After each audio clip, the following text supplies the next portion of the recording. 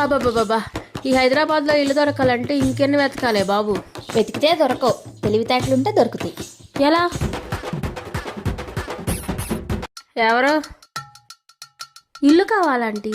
ఎంతమంది ఉంటారు? ముగ్గురండి. ముగ్గురా ఇద్దరా? ముగ్గురండి. ఎవరెవరు?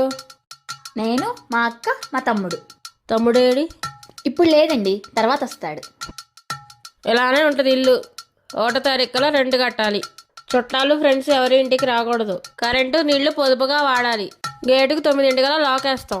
వాటన్నిటికీ ఓకే అనుకుంటే చూసుకోండి. మాకు ఓకే ఆంటీ. తమ్ముడు నీకోకేనా? తమ్ముడా? అవునండి, మా తమ్ముడు. అరే తమ్ముడు, చేతికేంట్రా ఆ రక్తపు మరకలు? ఆ ఇల్లు ఖాళీ చేస్తున్నాం కదా, ఆ ఓనర్ని చంపొద్దని చెప్పాను కదా. ఇప్పుడు ఆ ఓనర్ని చంపడం అంత అవసరమా?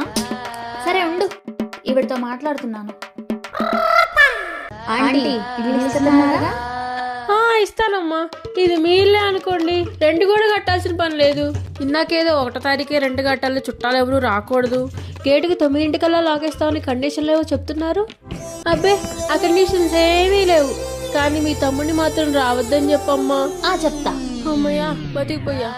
థ్యాంక్ యూ తమ్ముడు.